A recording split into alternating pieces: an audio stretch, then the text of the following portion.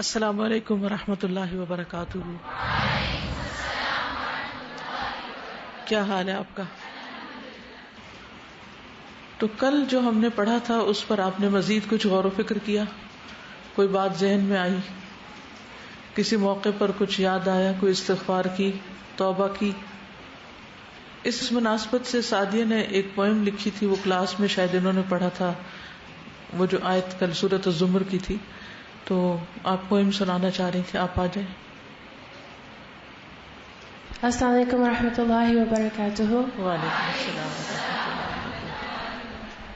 ورحمۃ I wrote a poem based on my reflection of Ayah 53 and 54 of Surah Zumar. And yesterday in Ustaz's class, I felt like everything about my poem related to what we were talking about tawbah and how shaitan makes you feel like you're not worthy of forgiveness. Despairing of Allah's mercy.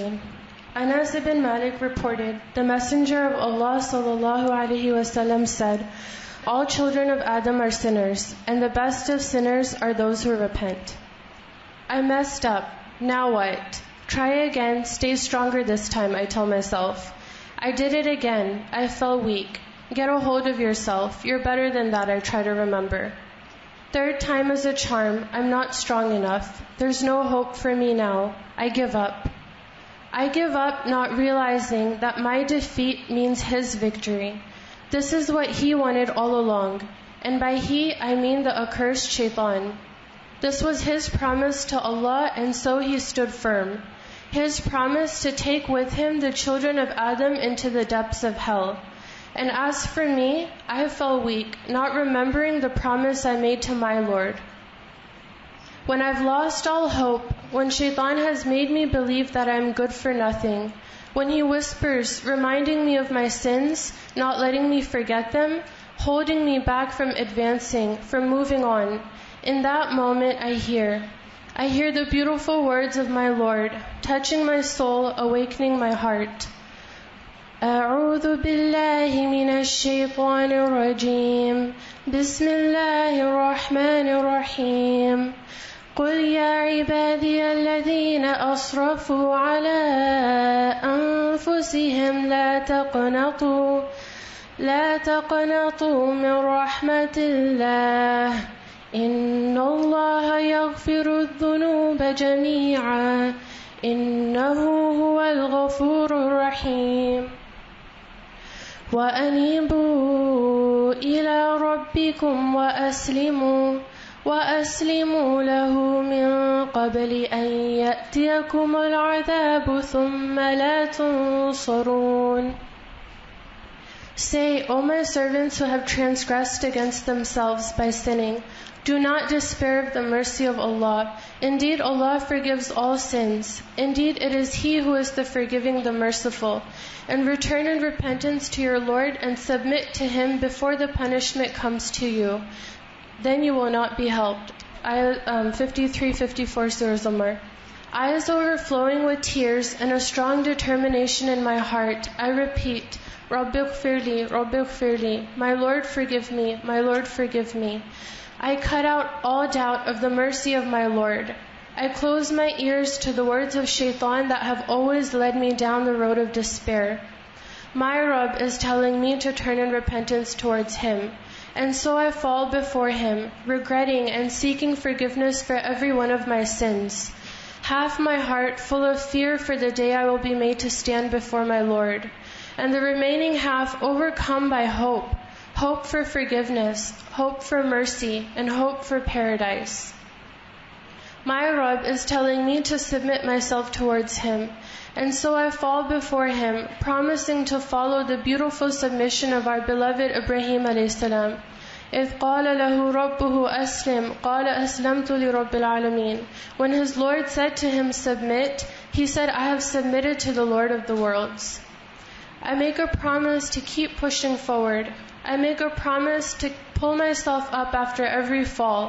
I make a promise to keep turning in repentance to my Rabb.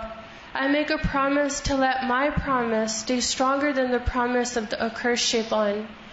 As the light of hope shines into my heart, the darkness of despair has no room left. The doubts replaced with conviction, denial replaced with belief, attraction towards the sin replaced with hatred for it, despair finally replaced with hope. Today, I recognize my Rabb, and so today I promise to submit my life before Him, to strive towards His pleasure, towards His mercy, towards His forgiveness, towards His Jannah. Today I took back control of my life from the accursed shaitan. The Prophet ﷺ said, Allah subhanahu wa ta'ala said, I am as my servant thinks I am. I am with him when he mentions me. If he mentions me to himself, I mention him to myself. And if he mentions me in an assembly, I mention him in an assembly greater than that. If he draws to me a hand's length, I draw near to him an arm's length. And if he comes to me walking, I go to him at speed. Bukhari. Assalamu alaikum wa rahmatullah. آپ میں سے کسی نے عربی repeat کی گھر جا کر؟ کوئی پڑھے گا آپ میں سے؟ کوئی ایک پیراگراف پڑھیے. پڑھیے، شروع سے پڑھنا شروع کیجیے. أيها المقصر متى تتوب. المقدمة. الحمد لله وكفى وصلاة وسلام على نبيه المصطفى ورسوله المجتبى. أما بعد، فإن التوبة إلى الله تعالى نور يتلألأ وسط ظلام المعصية الحالك، وبريق يلوح في الأفق فيغري العصاة بالرجوع إلى ربهم ويزين لهم الكف عن العصيان. وما زالت التوبة تنادي العصاة والمقصرين أن هلموا إلى بارئكم، أقبلوا على ربكم، فإن رحمته واسعة وفضله عظيم وفرحه بالتائبين ليس له منتهى، وهو الذي يقبل التوبة عن عباده ويعفو عن السيئات ويعلم ما تفعلون. فيا أيها العاصي تب إلى ربك وابكي على خطيئتك، ويا أيها المقصر تب إلى ربك من تقصيرك واسأله العفو والغفران، ويا أيها المطيع تب إلى ربك من رؤيتك لطاعتك وإذلالك بعملك وغفلتك عن عيوبك. وتوبوا إلى الله جميعا أيها المؤمنون لعلكم تفلحون. وهذه الصفحات أخي المسلم الموفق قطوف مختار وثمار يانعة في فضل التوبة وأحكامها وثمراتها وبعد قصص التائبين. نسأل الله تعالى أن يكون عونا لكل مسلم على سلوك طريق التوبة، إنه خير مسؤول وهو نعم المولى ونعم النصير. جزاک اللہ خیر. جب لیکچر ہو جائے اور بات سمجھ میں آ جائے پھر ڈائریکٹ عربی سے سمجھنے کی کوشش کریں تاکہ آپ کو عربی کتابیں پڑھنی آئیں. آگے چلتے ہیں پھر انشاءاللہ دیکھتے ہیں. نحمده ونصلي على رسوله الكريم، اما بعد فاعوذ بالله من الشيطان الرجيم. بسم الله الرحمن الرحيم. رب اشرح لي صدري ويسر لي امري واحلل عقدة من لساني يفقهوا قولي. نعم التوبة اخي الحبيب، الناس منذ خلقوا لم يزالوا مسافرين، فالدنيا ليست وطنا ولا مقرا بل هي معبر وممر، ولا ينتهي السفر إلا بالقدوم على الله، فمن أحسن في سفره كوفئ بالنعيم المقيم في الجنة، ومن أساء في سفره جوزئ بالعذاب الأليم في جهنم. فالسعيد من تأهب لهذا السفر واستعد له واتخذ له زادا من التقوى والعمل الصالح، والشقي من ضيع عمره في الغفلة والمعصية فكان قدومه على ربه قدوم العصاة والمذنبين والمجرمين. والعبد في سفره إلى الله لا بد أن يقع منه ما لا يحمد من الأقوال والأفعال، لأن الإنسان غير معصوم وهو دائم النسيان والغفلة. ولما كانت المعاصي سبب سخط الله على العبد وإنزال العقوبة به، لم يترك الله عز وجل عباده أسرا للمعصية وعرضة للحيرة والقلق، بل أنعم عليهم بنعمة عظمى ومن عليهم بمنة كبرى، وهي أن فتح لهم باب التوبة والإنابة.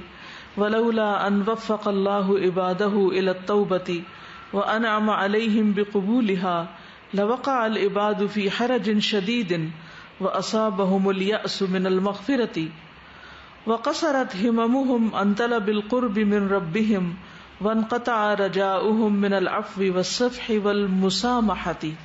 یہ مسامحہ نہیں ہے، باب مفاعلہ پر مسامحہ ہے. توبہ کے انعامات. میرے پیارے بھائی، جب سے لوگ پیدا کیے گئے ہیں وہ مسلسل سفر کر رہے ہیں. دنیا نہ تو وطن ہے اور نہ ہی ٹھہرنے کی جگہ ہے، بلکہ یہ ایک پل اور گزرگاہ ہے. یہ سفر اللہ تعالی کی طرف آنے پر ہی ختم ہوتا ہے، یعنی موت پر. تو جس نے اپنے سفر میں اچھا انداز اختیار کیا اس کو جنت میں ہمیشہ کی نعمتوں کا بدلہ دیا جائے گا، اور جس نے اپنے سفر میں برا انداز اختیار کیا اس کو جہنم میں دردناک عذاب کا بدلہ دیا جائے گا. پس خوش نصیب وہ ہے جس نے اس سفر کی تیاری کی اور اس کے لیے تقوی اور نیک عمل سے سامان سفر لے لیا، اور بد نصیب وہ ہے جس نے اپنی عمر کو غفلت اور نافرمانی میں ضائع کر لیا، تو اس کا اپنے رب کے پاس جانا نافرمانوں، گناہگاروں اور مجرم لوگوں کا سا جانا ہوگا. اور لازمی بات ہے کہ وہ بندہ جو اللہ کی طرف اپنا سفر کر رہا ہے اس سے کچھ ایسے اقوال اور افعال سرزد ہوں گے جو قابل تعریف نہیں ہوں گے، کیونکہ انسان معصوم نہیں ہے اور وہ ہمیشہ بھولنے والا اور غفلت میں پڑنے والا ہے. اور جبکہ نافرمانیاں بندے پر اللہ کی ناراضگی اور اس پر سزا کو واقع کرنے کا باعث ہیں، تو اللہ عز و جل نے اپنے بندوں کو نافرمانی کے لیے بیکار یا پریشانی اور بے چینی کا نشانہ بنا کر نہیں چھوڑا، بلکہ ان پر ایک بہت بڑی نعمت کا انعام کیا ہے اور ان پر ایک بہت بڑا احسان جتلایا ہے، اور وہ یہ ہے کہ ان کے لیے توبہ اور انابت کا دروازہ کھول دیا ہے. اور اگر اللہ اپنے بندوں کو توبہ کی توفیق نہ دیتا اور اس کو قبول کر کے ان پر انعام نہ فرماتا تو بندے ضرور سخت تنگی میں پڑ جاتے اور ان کو مغفرت سے مایوسی لاحق ہو جاتی، اور اپنے رب کا قرب حاصل کرنے سے ان کی ہمتیں قاصر رہ جاتی، اور عفو درگزر اور نرمی سے ان کی امید کٹ جاتی. ٹھیک ہے، یہ ہے مفہوم. اب ہم لفظی معنی دیکھیں گے. نعم التوبہ، توبہ کی نعمت یا توبہ کے انعامات، یعنی توبہ ہمارے لیے اللہ تعالیٰ کا ایک انعام ہے، ایک نعمت ہے، اللہ کی رحمت ہے، اللہ کا احسان ہے ہم پر، فضل ہے اس کا کہ اس نے یہ دروازہ کھولا ہے، مشکلات سے نکلنے کا یہ راستہ بنایا ہے. کیونکہ گناہ انسان کے لیے مصیبتوں کا دروازہ کھول دیتے ہیں، اور انسان جب ان مشکلات میں گھر جاتا ہے تو سخت پریشانی اور بے چینی کا شکار ہوتا ہے.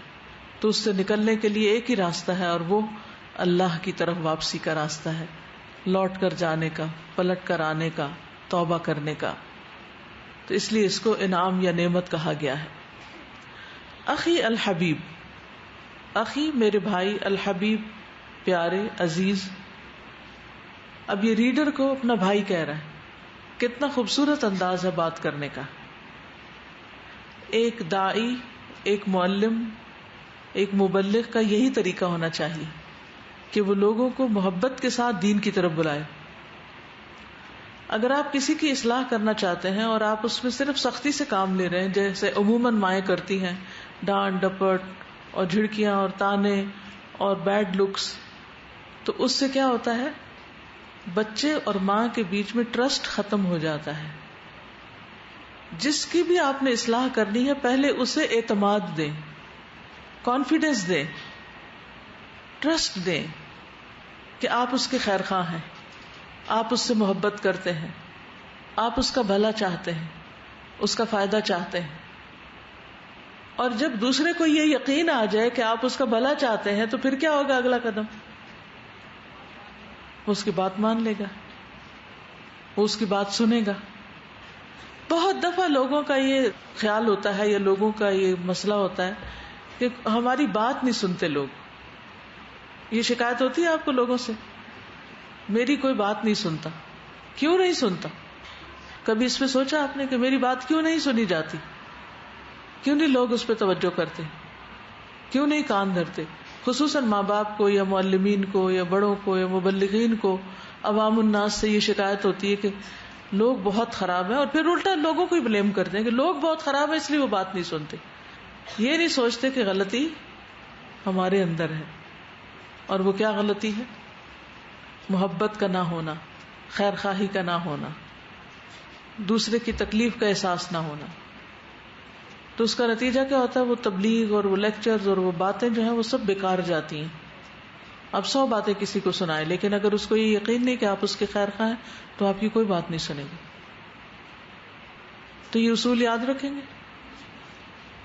کہ جب کسی کو نصیحت کرنی، جب واقعی آپ یہ چاہتے ہیں کہ کوئی برائی سے بچ جائے، تکلیف سے نکل آئے، جہنم سے بچ جائے، تو اس پر اعتراض کرنے کی بجائے اس کو اعتماد دے کر اس کا دل جیتے اور اسے خیر خواہی سے اس رستے کی طرف لائیں.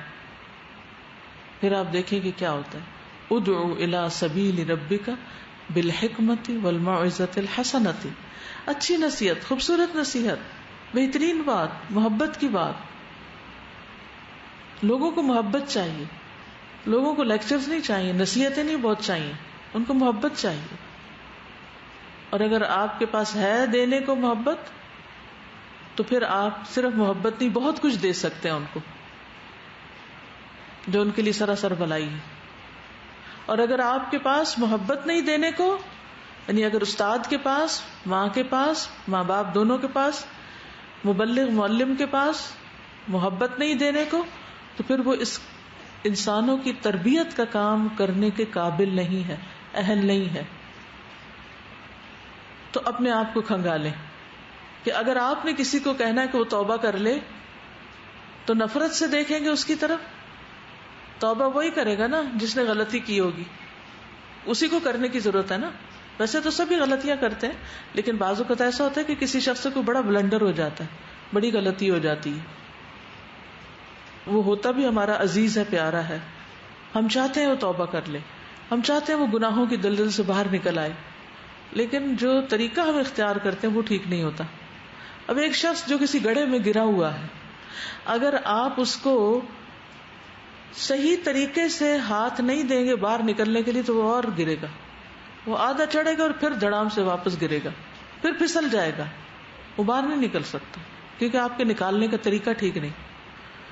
بعض اوقات پانی میں کچھ گر جاتا ہے، ایک چھوٹی سی چونٹی گر جاتی تو وہ بھی پکڑنی مشکل ہو جاتی ہے جب تک طریقہ ٹھیک نہ ہو. اور جس کو طریقہ آتا ہے وہ کیا کرتا ہے، ایک چھوٹی سی چمچ پانی کے اندر رکھتا ہے، وہ چیونٹی اس پہ چڑھ جاتی ہے، اس نے نکلنا ہے نا، چڑھنا ہے، وہ بھی گری ہوئی ہے مصیبت میں، اس کو بھی باہر آنا ہے. تو آپ بس تھوڑا سا رکھیں اور وہ باہر آ جائے. اور اگر آپ چونٹی کو پکڑنے کی کوشش کریں گے تو وہ بیچاری ہاتھ میں نہیں آئے گی، وہ کہے گی ایک بلا میں تو ایک اور آ رہی، تو بھاگے گی آگے.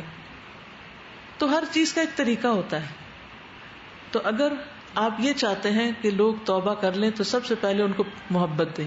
اخی الحبیب، کس کو کہہ رہا ہے؟ اخی الحبیب متی تتوب، تم کب توبہ کرو گی؟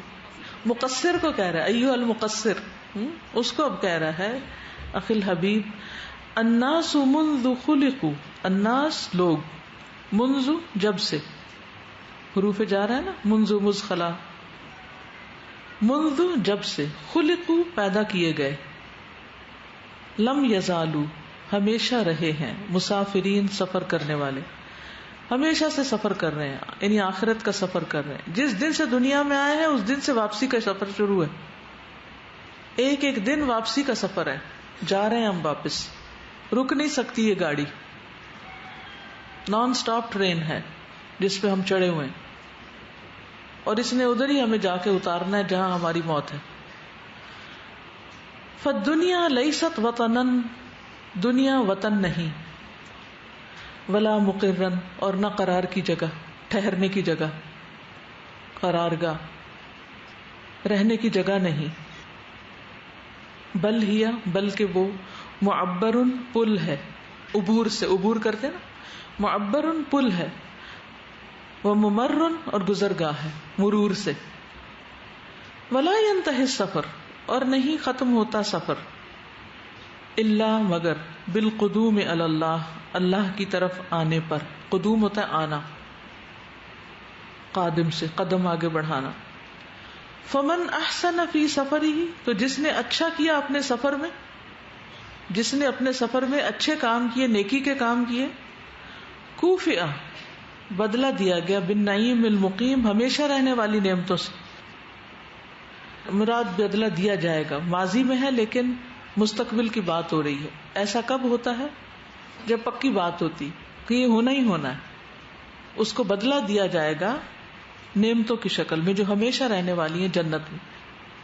ومن اساء فی سفرہ، اور جس نے برا کیا اپنے سفر میں، یعنی اس دنیا میں رہتے ہوئے غلط کام کیے، جوزئ بالعذاب العلیم، وہ بدلہ دیا جائے گا دردناک عذاب کے ساتھ، فی جہنم، جہنم میں.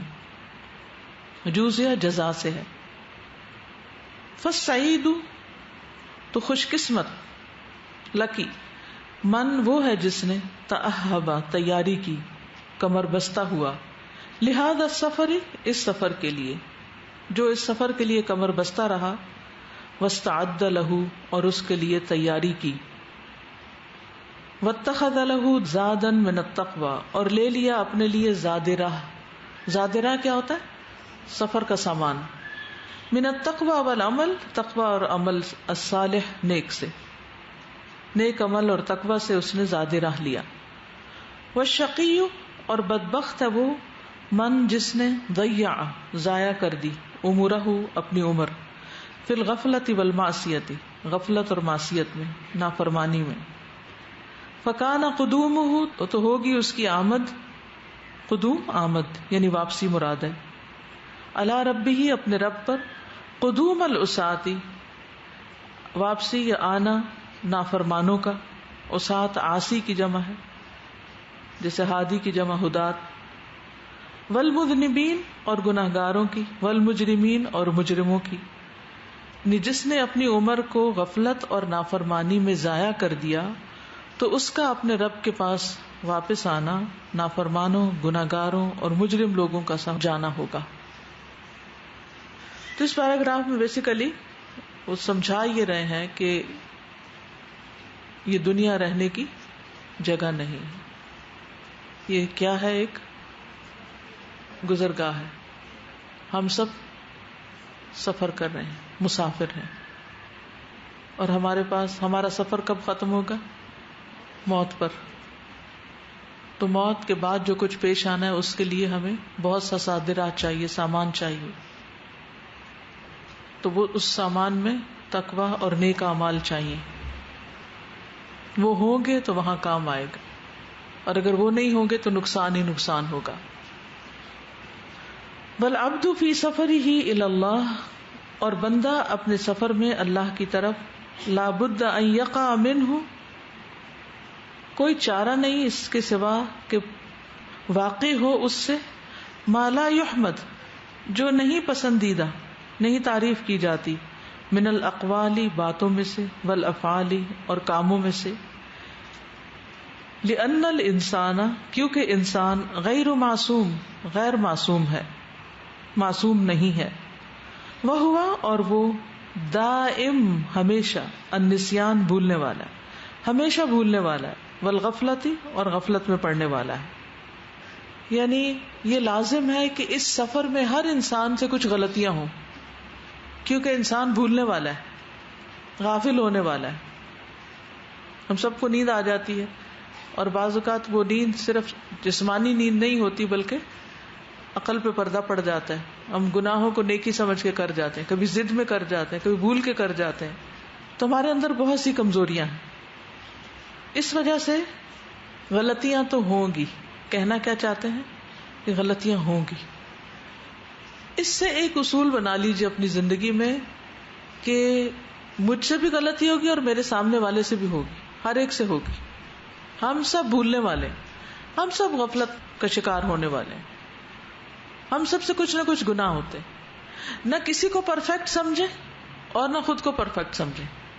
مشکل پتہ کیا ہوتی ہے لوگوں سے معاملہ کرنے میں؟ جب ہم ان کو پرفیکٹ سمجھ کے معاملہ کرنے لگتے ہیں. مثلا شادی ہوتی ہے تو لڑکی جس کے ساتھ جاتی ہے، یعنی ہسبینڈ کے ساتھ، کیا سمجھ کے جاتی کہ وہ کیا ہوگا؟ پرفیکٹ ہوگا. اس میں تو کوئی غلطی ہونی چاہیے، کیونکہ وہ اس کو آئیڈیلائز کرتی. اس سے محبت کرتی ہے، اس سے بہت سی ایکسپیکٹیشن رکھتی. عام طور پر یہ ہوتا ہے، لیکن حقیقت میں ایسا نہیں ہوتا. پھر کیا ہوتا ہے؟ ایک کے بعد ایک توقع کا گلا گھونٹنے لگتا ہے، ایک کے بعد ایک ایکسپیکٹیشن ختم ہونے لگتی ہے، ٹوٹنے لگتی ہے، اور نتیجہ کیا ہوتا ہے؟ طلاق. اور طلاق کے بعد کیا ہوتا ہے؟ وہ مسائل شروع ہوتے ہیں جو اللہ کسی کو نہ دکھائے، جو زندگی کا سب سے کٹھن اور مشکل مرحلہ بن جاتا ہے.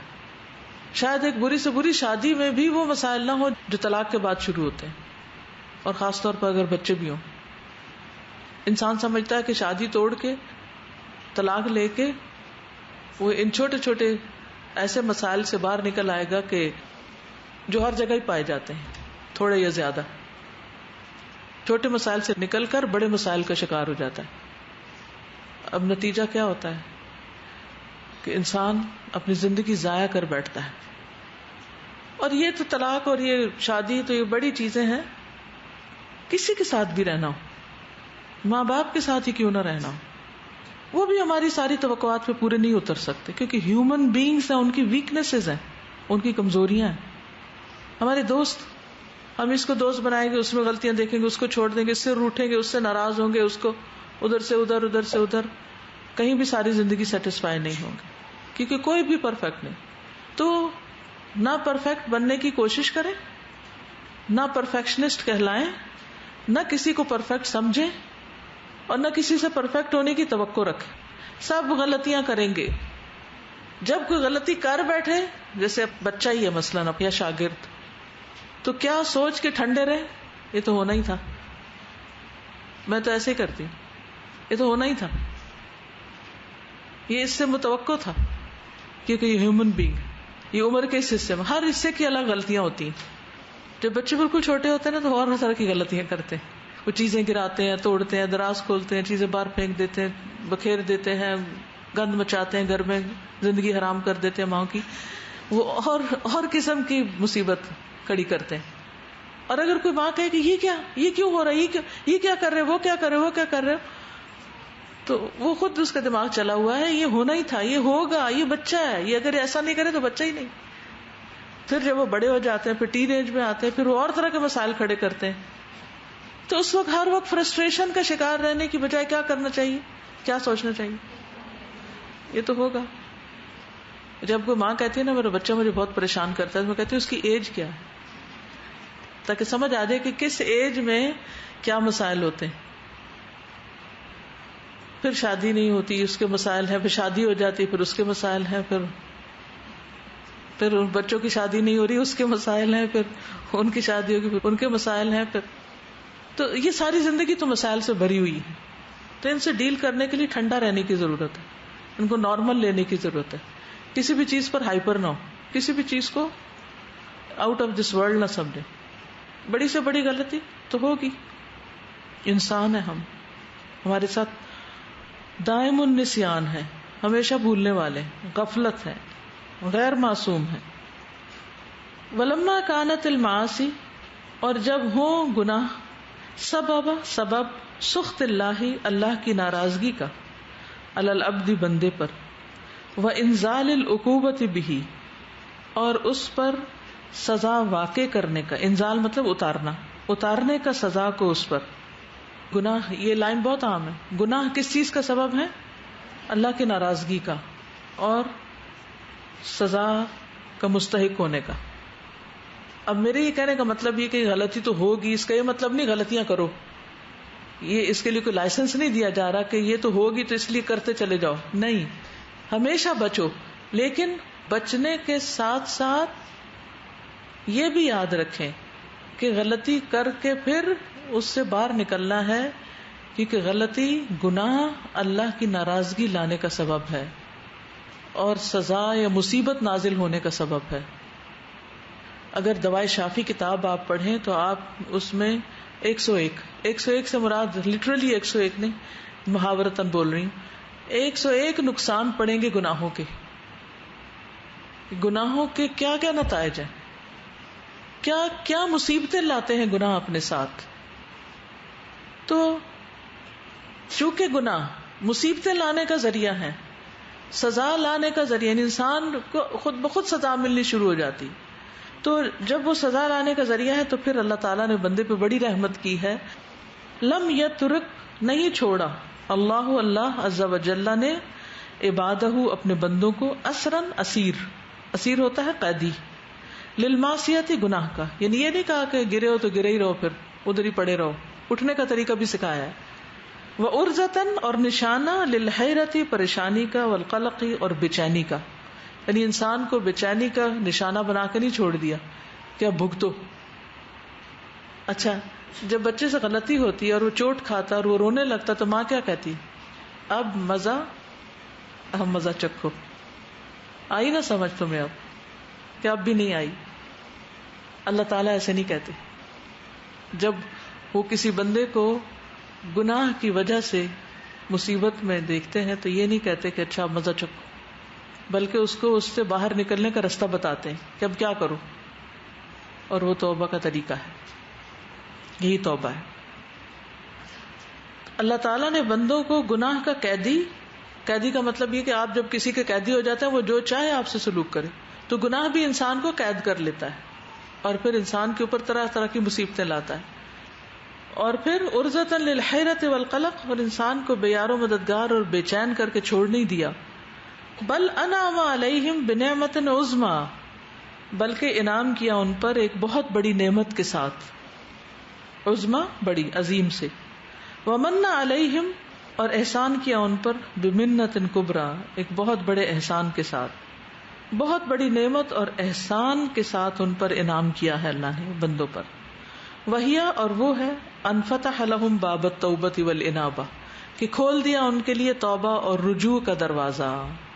اچھا گر گئے اٹھ جاؤ، غلط راستے پہ چل پڑے واپس آؤ، صحیح راستے پہ چلو، کیونکہ صراط مستقیم پہ چلنا ہے نا ہمیں.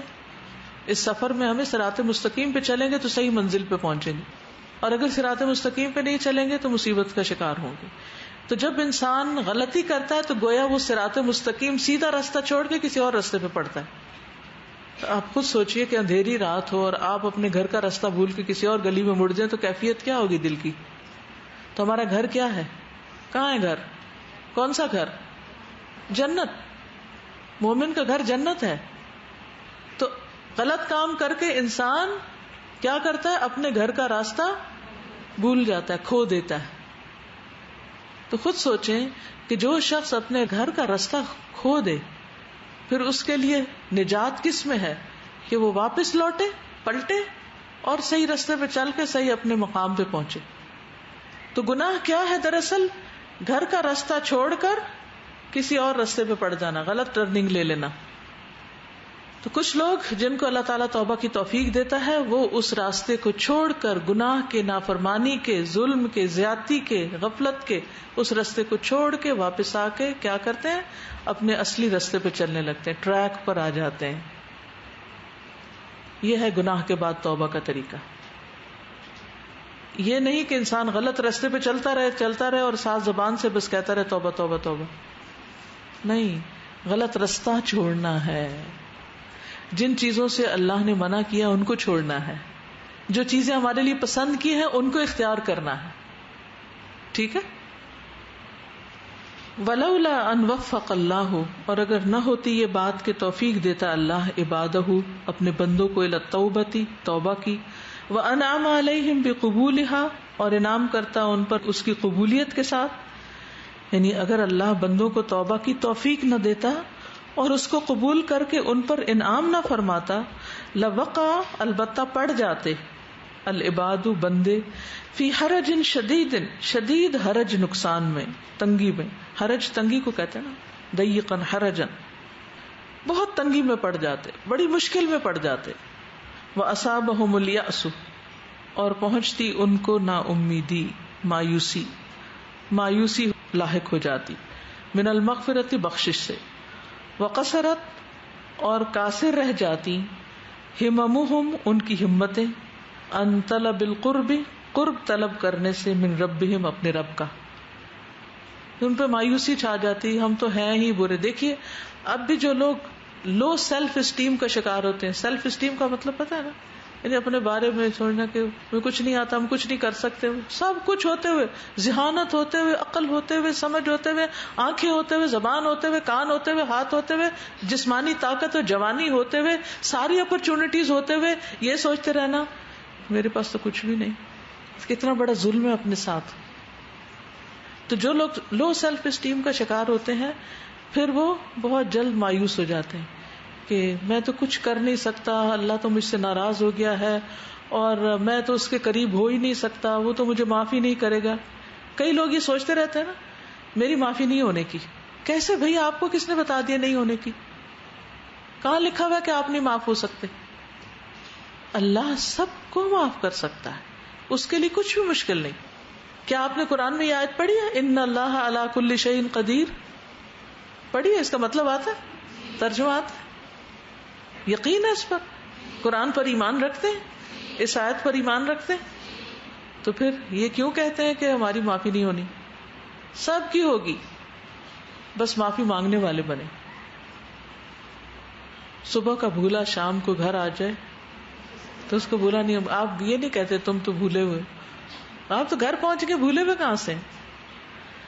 وَقَصَرَتْ هِمَمُهُمْ عَنْ طَلَبِ الْقُرْبِ مِنْ رَبِّهِمْ، تو رب کا قرب نہیں پھر وہ پا سکتے ایسے لوگ، ان کی ہمتیں کم ہو جائیں.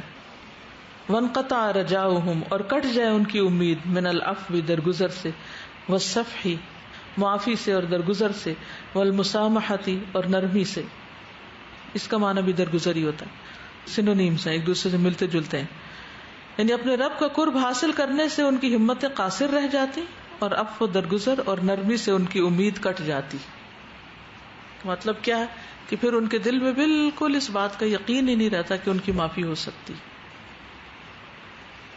تو کیا سیکھا ہے، کیا کرنے کی ضرورت ہے؟ پر امید رہنے کی. لکھ لیجیے یہاں کہیں کونے پر. یعنی توبہ کے انعامات کیا ہیں کہ انسان کو امید دلاتی ہے. توبہ انسان کو کھڑے ہونے کی جرأت دیتی ہے، زندگی کا سفر چلنے کی. دیکھیے جو لوگ ڈپریشن کا شکار ہوتے ہیں وہ عام طور پر کیا سوچتے ہیں؟ میں زندگی میں ناکام ہی ہوں، میں کچھ کام نہیں کر سکتی، کچھ کامیاب نہیں ہو سکتی، میں اپنا کوئی گول اچیو نہیں کر سکتی، میں اپنے آپ سے بہت ڈس اپوائنٹ ہوں. ہر غلط چیز اپنے بارے میں کہہ رہے ہوتے ہیں. یہ اپنے ساتھ ظلم ہے، زیادتی ہے. ان سب مسئلوں کا علاج کیا ہے کہ انسان کیا کرے؟ توبہ کرے، اپنے رب کی طرف رجوع کرے. جو ہو چکا سو ہو چکا، ماضی کا چیپٹر کلوز کرے، مستقبل کے اپرچونٹیز کو اویل کرے. بہت اپرچونٹیز ہیں ہمارے آس پاس. ریگریٹس کو چھوڑے اور اپنے رب کی طرف دوڑ کر آئے. کوئی کچھ کہے گا آپ میں سے؟ جی. السلام علیکم ورحمۃ اللہ. استاذہ جب ہم کہتے ہیں کہ میں نے اتنا بڑا گناہ کیا ہے اور یہ معاف نہیں ہو سکتا اور میں شرمندہ ہوں، میں اللہ کے سامنے کھڑا نہیں ہو سکتا، تو پھر ہم ڈرتے اور اللہ کے سامنے نہیں جاتے. لیکن اللہ فرماتا ہے کہ آپ کا گناہ جتنا بھی بڑا ہو لیکن وہ میرے مغفرت سے بڑا نہیں ہو سکتا. بالکل. یعنی حدیث میں آتا ہے اگر تمہارے گناہ آسمان کے کناروں تک پہنچ جائے، ٹھیک ہے، تو میں اتنی ہی معافی کے ساتھ تمہارے پاس آؤں. یعنی اتنے گناہ لے کے اتنا بڑا ڈھیر، یعنی یہاں سے آسمان تک، آسمان بھر جائے. کوئی پہنچا آسمان تک؟ کتنا زیادہ فاصلہ ہے. یعنی اتنے بھی گناہ ہو جائیں اور پھر کوئی شخص اللہ کی طرف پلٹتا، اللہ اس کو بھی معاف کر دیتا ہے. اس کے لیے بھی توبہ ہے، اس کے لیے بھی دروازہ کھلا ہے. اور دوسری بات استاذہ کہ اللہ خود مانگنے کا ڈھنگ بتا رہا ہے. بالکل. اور جو دینے والا خود جب مانگنے کا ڈھنگ بتا دے تو اس بات پہ یقین ہونا چاہیے کہ وہ دے گا اور ضرور. یعنی اس نے کرائیٹیریا بھی بتا دی، اسٹینڈرڈ بتا دی، یہ کر کے آنا ہے، یہ لے کر آؤ تو سب ٹھیک ہے، یہ کرنسی چلے گی. تو ہماری توجہ اس پہ نہیں رہنی چاہیے کہ ہائے ہائے میں تو مایوس ہوں. نہیں، ڈپریشن نہیں، بلکہ کچھ کرنا ہے. اور کیا کرنا ہے وہ بھی آگے انشاءاللہ بتایا جائے گا. جو کرنا ہے اس کی طرف توجہ ساری، اور خاص طور پر دعا شروع کر دیں. یہ جو دعائیں آخر میں ہے نا، اسی لیے ساتھ ساتھ آپ کو پڑھائی جاتی ہیں کہ ساتھ ہی علاج شروع ہو جائے. آپ کچھ بولیے. السلام علیکم سازا. وعلیکم السلام. بعض دفعہ ہم ایک غلطی کر دیتے ہیں اور دوسری یہ سوچ کے کر دیتے ہیں کوئی نہیں، ہمارے تو بہت پہلے گناہ ہے، تو ایک اور کر دیتے ہیں تو پھر اللہ تعالیٰ سے معافی مانگ لیں گے. لیکن اللہ تعالیٰ بار بار اس چیز کا حکم دیتے ہیں کہ جب جیسے ہی کوئی غلطی ہو تو فوراً مجھ سے معافی مانگ لی جائے اور میں معاف کرنے والا ہوں. ایک آبسٹیکل مجھے لگتا ہے یہ ہوتا ہے کہ ہمیں یہ تو یاد ہوتا ہے کبھی کہ ہم امپرفیکٹ ہیں، لیکن یہ بھول جاتے ہیں کہ اللہ تعالیٰ تو پرفیکٹ ہے. ہم ہیومن سٹینڈرڈس پہ اللہ تعالیٰ کو بھی جج کرتے ہیں. ہم سمجھتے ہیں جیسے ہماری تھوڑی سی کیپیسٹی ہے معاف کرنے کی، تو شاید اللہ تعالیٰ بھی جو ہے وہ کہے کہ بس ہو گئی ہے اب اور معاف نہیں کر سکتا. بالکل. جی آپ بولیے. السلام علیکم. جیسے کہ استاذ آپ نے کہا کہ ڈپریشن انزائٹی کی وجہ یہی ہے کہ ہم لوگ یہی سوچ رہے ہوتے ہیں ہر وقت کہ بھی ہم نے کیا کیا ہے، ماضی میں کیا ہے، یا ہم اپنے مستقبل کے بارے میں، مطلب ہم لوگ یہ نہیں سوچتے کہ توبہ کا دروازہ ہر وقت کھلا ہے تو ہم لوگ توبہ کر لیں، بجائے کہ ہم پچھلی باتوں کو یاد کر کر کے تو ہم ڈپریشن کا شکار رہیں. ہم مطلب اس طرف تو جاتے ہی نہیں ہیں. ہم سے وہ کہتے ہیں مشکل راستہ ہم نے خود اپنایا ہوا ہے، حالانکہ ہم آسان جو راستہ اس کو ہم اس کی طرف جاتے ہی نہیں ہیں. تو یہ ہمارا اپنا ہی قصور ہے. بالکل. اصل میں شیطان وہاں کھڑا ہے، وہ جانے نہیں دیتا، ہم اس کے گھیرے میں ہیں. سر میں نے یہ کہنا تھا کہ ہم جو ایڈلٹس ہوتے ہیں نا، ہماری شاید گناہوں کی وجہ سے ہی نا ہمارے اور ہمارے رب کے درمیان نا ایک بیریئر ہوتا ہے. اور ہماری وہی جیسے ابھی بات ہوئی کہ ہم اپنے ہیومن سٹینڈرڈز پہ اللہ تعالیٰ کی کیپیسٹیز کو جج کر رہے ہوتے ہیں کہ ہم تھوڑا سا ابھی جتنی یہ ساری بات ہے اللہ تعالیٰ کا کتنا حلم ہے نا اس میں کہ وہ مطلب یعنی اس کی کھلے ہوئے ہیں اور جنت بھی وسیع ہے، اور توبہ کے طریقے بھی سکھا رہا ہے اور سب کچھ کر رہا ہے. ذرا ایک بڑے مزے کی بات بتاؤں. ابھی جب ہم نے عقیدہ پڑھا اور اس میں یہ پڑھا نا کہ اللہ تعالیٰ جو ہے وہ جب جنت بھرے گی نہیں، اس میں بہت جگہ ہوگی، تو اللہ تعالیٰ پھر اینڈ میں اپنی مٹھی بھریں گے اور لوگوں کو باہر نکال دیں گے. تو when I shared this with عبداللہ نا تو he said کہ ماما پھر تو کوئی مسئلہ ہی نہیں، سارے لوگ باہر نکل آئیں گے. تو میں نے کہا نہیں. اور اب استاذ آپ دیکھیں ہماری جو لرننگ ہے اس کے بیسس پہ میں نے کہا نہیں اس میں رہ جائیں گے نا. کہتا کون رہ جائے گا؟ میں نے کہا شیطان تو کم از کم رہ جائے گا نا، فرعون تو رہ جائے گا نا، اور اس طرح کے 2-4 نام لیے نا. کہتا ماما اللہ تعالیٰ چاہے تو ان سب کو معاف کر سکتے ہیں نا. تو میں نے کہا ہاں معاف کر سکتے ہیں، لیکن وہ شیطان کو نہیں کر سکتے نا، کیونکہ وہ مردود ہے. اب میں اپنی نالج کے بیس پہ بول رہی ہوں اور وہ اپنے یقین کے بیس پہ بول رہا تھا. کہتا نہیں وہ معاف کر سکتے ہیں، اگر وہ معافی مانگ لے تو وہ معاف کر سکتے ہیں. میں نے کہا لیکن وہ معافی نہیں مانگے گا نا، اس کو یعنی اس کے لیے ایک سیٹ ہو چکی ہے چیز. تو کہتا میں اللہ سے دعا کروں گا کہ شیطان اللہ سے معافی مانگے. اصل بات یقین کی ہے. اس ٹاپک پہ باتیں ہوتی رہیں گی آگے بھی انشاءاللہ. جزاکم اللہ خیرا. سبحانک اللہم و بحمدک، اشہد ان لا الہ الا انت، استغفرک و اتوب الیک. السلام علیکم و رحمۃ اللہ وبرکاتہ.